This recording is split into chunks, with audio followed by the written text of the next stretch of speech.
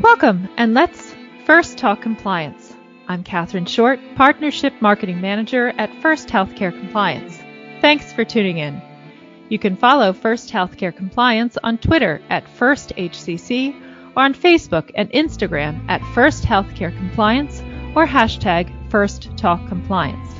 On today's episode, we are speaking with Matt Georgioff, Chief Operating Officer of Choice Med Waste, a licensed medical waste disposal company, about medical waste frequently asked questions. We review some of the questions around medical waste hauling, sorting, transportation, and disposal. We will also touch on some hot topics in the industry. We will learn about how to properly package medical waste, how it is safely treated and then disposed of, and what to do with home-generated medical waste from your patients. So Matt, thank you so much for joining us today. Thanks, Catherine. Happy to be here. Thank you. What are some of the most common problems when picking up medical waste from healthcare facilities?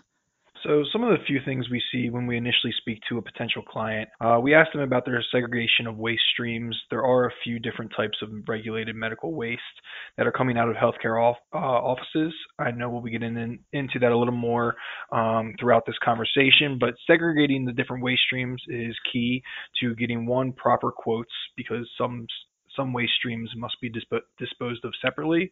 And then another issue we see is proper storage facilities or areas in a medical healthcare office. So unfortunately, when designing a medical office, sometimes people forget that they should have a soiled linen or biohazard room.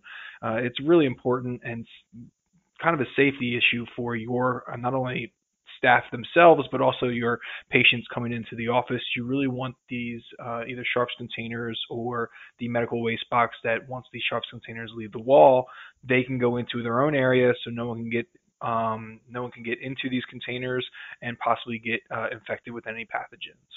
And the final thing that we see is packaging. Really want to make sure you have the packaging down pat with your staff. If a medical waste hauler like ourselves shows up and a box is leaking, something's protruding the box, it causes a lot of issues because we are not allowed to pick up that box and put it in a truck and send it down the highway. So those are pretty much the three main issues that we come across when visiting with a first visit on a potential customer. So does the packaging now, does that change from state to state? So packaging itself actually does not change from state to state. That is federally mandated by the Department of Transportation.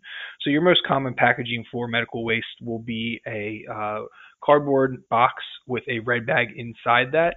That red bag liner need to be tied in a single knot, and that will seal it from any liquids exiting the box, as well as the box will need to be taped with usually 2-inch poly tape around the edges. On the top, it cannot be just folded in like you manually fold a box the 4 flaps down. It needs to be physically taped so it shuts cleanly. And the only thing that really changes state to state are the regulations that each state wants to put in on how maybe the waste should be handled, what it should be classified as, how you should need to dispose of it, maybe the timeline for either the timeline that this waste can stay in your facility, or maybe the timeline that the hauler itself needs to take it to a disposal facility instead of storing. So although there are a ton of different regulations state to state, luckily packaging is not one of them because the Department of Transportation handles all that. Now, what are the different types of medical waste and how should healthcare groups handle them differently? So that's a great question. We have really 4 main types of regulated medical waste. You have trace chemotherapy, pathological waste, non-haz pharmaceutical waste, and then your standard red bag biohazard waste or sharps.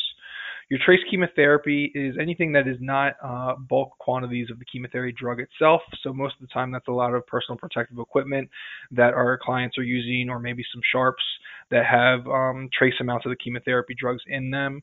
Those usually go in yellow containers, and most of the time those are sent for incineration. Pathological waste is any of your small tissue or organs, as well as small animals that are being tested for in labs. This also is usually sent straight to incineration in most states. Once again, that does vary depending on the state you are in. Non-haz pharmaceuticals are anything that is not governed by RCRA, and that is usually sent for incineration in most states. The red bag sharps is about 90% of the waste stream coming out of healthcare facilities. So this is PPE, gauze, bloody products, your syringes, your scalpels, anything like that that could potentially have any infectious substances on them is an infectious waste. And that has a couple different methods for disposal. Most of the time, they're being sent for autoclave, and autoclaving we'll get into a little more in down in this conversation. But that's your cleanest and most cost-efficient method for disposing of the waste. So how are each of these different types disposed of and where? So as we kind of just briefly touched on, incineration and autoclaving are your two most common methods for disposal. Incineration is kind of self-explanatory. They're going into a burner, being burnt, and then that ash is being then sent to a permitted landfill locally in that area of the incinerator. An autoclave is basically a large machine that steam sterilizes with high pressure and high temperatures anything that goes into it. Once the material comes out, it can then be put into a landfill that is permitted for specialty waste. A lot of our dental facilities or even some of our other medical practices have seen autoclaves, the tabletop ones, maybe in their facilities. Similar, it's the exact same technology, but think now about 400 times that size, and you're wheeling carts and carts of medical waste into them, treating them for an X amount of time, depending on your temperature and pressure that the autoclave is brought up to. And once that's steam sterilized, all those sharps and the other material in there, that is now considered treated, and the risk for infecting anyone has been reduced or eliminated, so it can go into your normal trash stream. Now, each state will have their own rules on what needs to be incinerated and what needs to be autoclaved. Unfortunately, some states still have rules that are a little outdated that may not recognize one certain waste stream from another. We know there are certain states out there that may not recognize pharmaceuticals as a waste stream that needs to be incinerated, but best practices are that trace chemotherapy, pathological, and non-Haz pharmaceuticals are sent for incineration, and your red bags and sharps can then be autoclaved. So who is responsible for the medical waste once it's picked up? So we get questions like this all the time, and it's a great question. In the regulations, it is technically the generator's responsibility cradle to grave. You'll hear that almost every hauler speak about that. Now, we do have some haulers out there that say they do take title to the medical waste once it's picked up, and that is partially true, and I always like to break it down like this to our customers. So the reason we have insurance, the reason why we train our drivers, the reason why we do all these extra steps to make sure we're handling it safe, it is because if we do pick up the medical waste from your facility and are traveling down the road, and let's say our truck is not safe to drive, or our driver hasn't been trained to drive that truck, and we get in an accident, our insurance is going to be the first one that hits for that. We're going to be liable for cleaning it up. We're going to be the ones that are on the hook for all spill cleanup, all any of that additional fees or fines. Could they technically come after the healthcare facility that had the medical waste on the truck? Absolutely, but they're going to be coming after us first. Now, on the same side of that, if the generator puts something hazardous in our container, we're not supposed to be going in the containers unless there's a packaging issue to see what's inside them. So, for instance, I always tell the generator why you are responsible cradle to grave is because you're the one generating the waste. When you sign that shipping paper, it puts the driver who's picking it up will put on there how many boxes and of what type of material he's picking up. Then he'll put his signature and ask for someone from the facility to sign it. When you sign that document, there is a generator guarantee in there that says, hey, this is what is in our boxes. It is regulated medical waste. It is nothing else, nothing other hazardous materials. You're basically promising that what is in that container is what's on the document.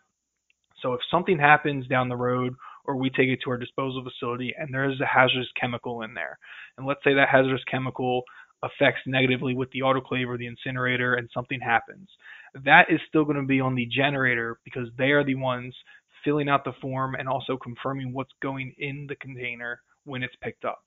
So yes, when it's picked up and driving down the highway, it is the hauler's responsibility to be safe and get it to a permitted disposal facility safely. However, the person generating that waste knows what waste is in there, and they need to make sure that one, that the waste is properly labeled on the manifest or shipping papers, and two, it is also a responsibility for them to make sure they have a qualified hauling company to take it to a disposal facility. So why they want to put a lot of pressure on the generator, is because they want them to really vet the hauler to make sure they're taking it to a proper disposal facility. A lot of a lot of this came from needles and red bag waste washing up on the East Coast beaches. That became a really hot topic. So they were concerned that generators may be just picking the cheapest option while they're not vetting them properly for if they're dumping them in someone's backyard, dumping them in a river or bay. So that's why you should be asking your hauler, hey, do you have insurance? What disposal facility you're taking to? Can I see your permits? So that really should alleviate any concern that the hauler is going to do anything dangerous. But at the same time, you need to be aware that medical waste is still the generator's responsibility, cradle to grave, and the hauler will be liable for transporting it. But if the generator does not check out the hauler and make sure the waste that's in the container is the correct waste, they will be liable for any issues down the road until that is safely disposed of. Yes, I remember that. It was a very long time ago, but I remember, the trash. Yes, terrible. Yeah. Okay. If you're just tuning in, you're listening to First Talk Compliance, and my guest today is Matt Georgioff, Chief Operating Officer of Choice Med Waste, a licensed medical waste disposal company, about medical waste frequently asked questions. So what do you need to transport medical waste? There's a few main things you need to start transporting medical waste. Obviously, state permits. Since every state has different regulations, there is a different permit for every single state. So if you're looking at your hauler, they service 3 or 4 states. You'll notice on most of their trucks, they may have 3 or 4 different state permit numbers on them so they can travel in between each one. You definitely need insurance. There's a standard for some states that require you need to have X amount of pollution, you need to have X amount of liability, you need to have an umbrella of this, and that kind of varies, but you need to have some base insurance no matter what. You also need emergency protocols and contact information. So every truck should have a spill kit on it, and in case there is a spill, that there is enough material on the truck that can clean it up and package it accordingly, as well as every single hauler needs to have an emergency contact line that someone can answer 24/7. So a lot of haulers will include that on their shipping papers or manifest, as well as their contracts. So in case it is after hours and something happens, if you can't get a hold of the service team or the owners, then you can call this dedicated line. Maybe you have to give them the name of the company or the contract number, and they'll reach out to their list of emergency contact personnel. And finally, you need your contract with a proper disposal facility. You need to be able to prove that any waste you're picking up is going to a permitted disposal facility that can handle this and has a permit in place, so everything is all good with your customers and your state permits showing that you are responsible enough to dispose of this correctly. And what should healthcare groups look for with medical waste vendors, in addition to their permits and insurance? So besides their permits and insurance, which we get questions all the time about, don't ever be afraid to ask your hauler for a certificate of insurance or proof of permits in the state you're residing or other states that they're entering into. They should be happy to provide that. But other things are flexible contracts. You really don't want to be locked into anything long-term with any vendor, really. But sometimes we see 5-year contracts out there that have heavy fees if you leave. And you should be looking for something a little more flexible or a little more short-term, just in case you add doctors, add dentists, things change. You never know what's going to happen in 1 to 2 years. You should also be looking for a per-box pricing model. This gives you the flexibility to generate as many or as few boxes a year as you want.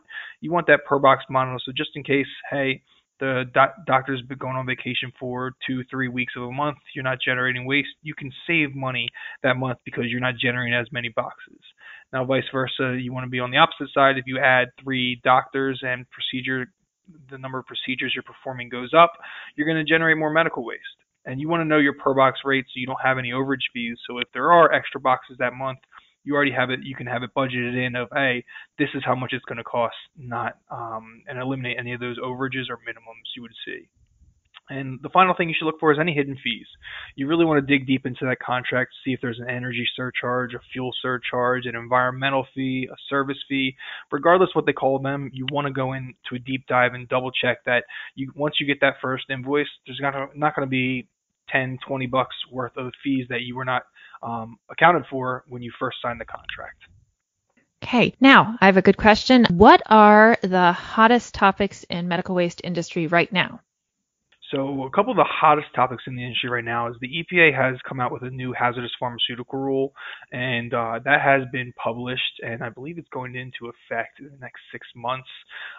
You can read up on that. They're trying to clarify what pharmaceuticals are hazardous that fall under RCRA and what are non-hazardous, because it's really, really hard to tell with the new drugs coming out on the market every other week which ones fall into which category. There is no extensive list.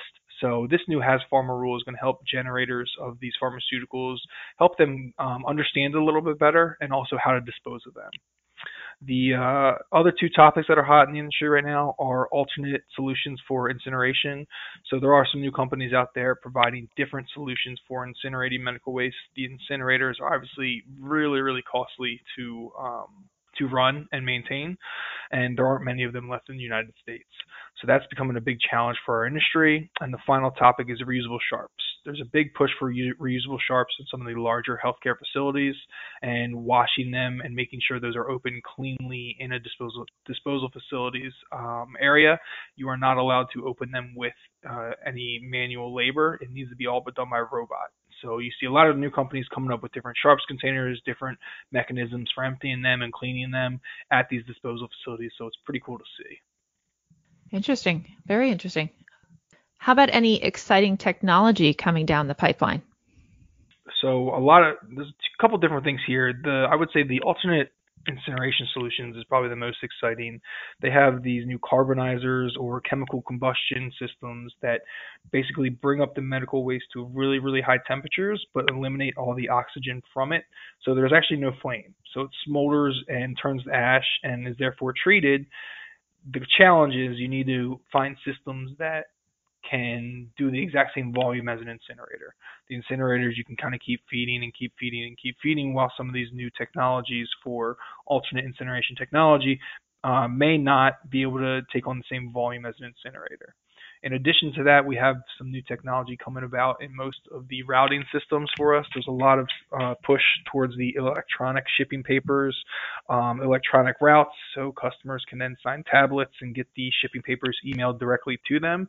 And that has been exciting. It is a little challenge because you still do need to have some paperwork in the truck for DOT purposes, but a lot of the healthcare facilities are liking that because everything is stored in your inbox now and you don't have to worry about filing all this paperwork of what you're signing, and it keeps it a little more organized for them.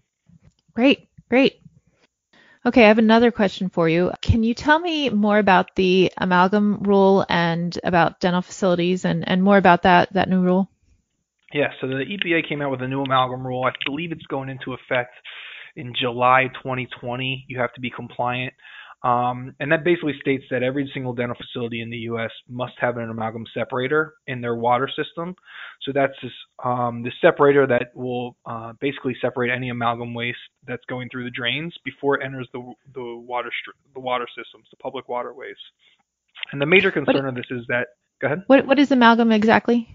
Yes, amalgam is basically, I think it's about 5 different metals, but the important one that is a concern is the mercury that is inside the amalgam. That can do a lot of harm to internal organs and the ecosystem when it gets sent down the public waterways and into our environment. So their goal is really to reduce the amount of mercury going into the water systems, going into people's water, animals, ecosystems, anything like that. They just want to make sure it's disposed of safely. And you can safely dispose of it and recycle it, but it needs to be separated. So a lot of dentists don't use amalgam much anymore. But when they're seeing patients that maybe have fillings in there that used amalgam way back when, some of that can still be sent down the drain. And when you work on 50 to 100 patients a day, you'd be surprised how much can actually exit a dental facility and go right into our waterways. So what they want to do is they want to make sure you have an amalgam separator in your plumbing. There is plenty of companies out there. We sell them all across the United States. You can get them drop shipped right to your door and have a local plumber install it. And it comes with cartridges, and these cartridge separators usually last from I would say 4 to 6 months, and once they've spent their lifespan, you can really just put them in another box and drop ship them out, and they will be recycled. And that's going to collect all that amalgam coming from your facility before it hits into the public waterways. So it's a really great rule. They're doing a lot to try and alleviate the damage done already, and it's good that we don't use amalgam as much anymore. But everyone will need to be compliant, and they actually have the EPA has a great website on it, and I'm sure we can post that if people have any more questions. Wonderful. Okay, great. How about annual reporting and tracking? What kind of annual reporting and tracking is necessary? Yeah, so it does vary by state. Here in Delaware, we do have annual reports. We are one of the few states that also has generator numbers that every person in Delaware must have a generator number with the state. And then the hauler sends in an annual report saying how much they've picked up and where it's being taken from each person who has a generator number, as well as the generators need to send in reports if they're considered a large quantity generator. Now, that's just for our state. Other states may not have rules for annual reporting. They may have different rules for annual reporting, but you should definitely check and see the regulations on what you need to report. But the key thing is here, you don't need to go through every single shipping paper and every single pickup and start adding them up on a calculator.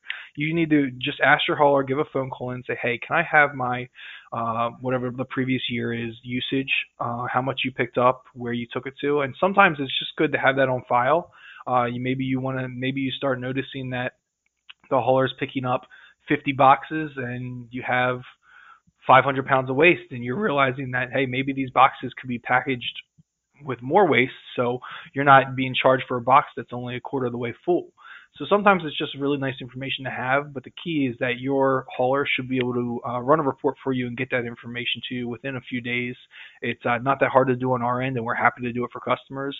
They're always curious about how much is leaving their facility, and if they think it's too much, maybe they go internally and look what's going in the boxes, or if it's too little, maybe they're missing some items. We've had customers say, man, we feel like we should be generating more than that. And maybe they go through their procedures and they find a couple areas where, hey, some of this waste should be going in the red bags instead of just your normal trash stream. So it's a good resource to have. We always tell generators to check it out, because then you can really see, hey, is business growing? Are we doing more procedures? Are we doing more medical procedures, or is it shrinking? It's kind of a great tool to use to kind of check up on what's going on in your facility. Okay, great. Well, do you have any final thoughts for us? Any special advice that we need to know about or should know about? No, I think we covered a lot today. I would say if anyone has any deeper questions, please feel free to give me a call anytime. Catherine has all my information. Just keep an eye out and making sure you're watching your current contracts, making sure you know if they automatically renew, making sure you know when the termination dates are.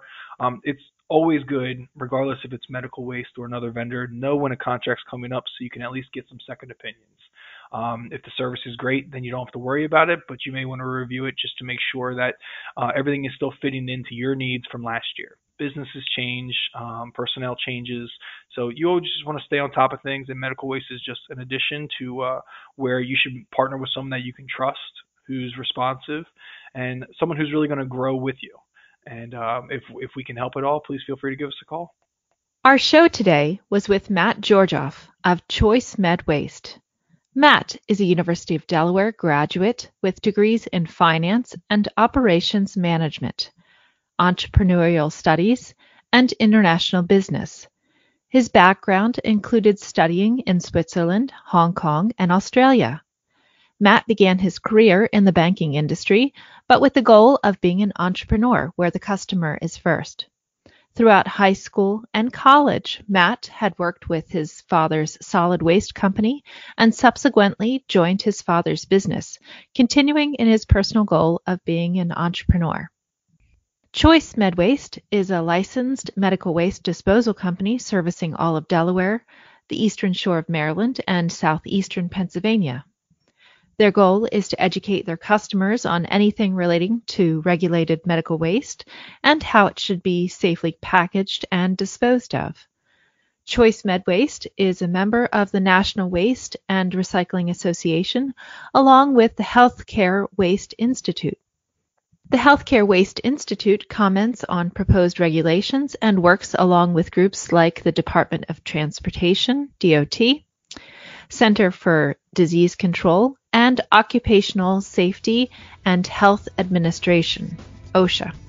Their goal is to ensure the safe disposal of biohazard waste and is at the forefront of new regulations affecting this industry. Okay, thank you so much, Matt. We appreciate you coming from Choice Med Waste. And thank you to our audience for tuning in to First Talk Compliance.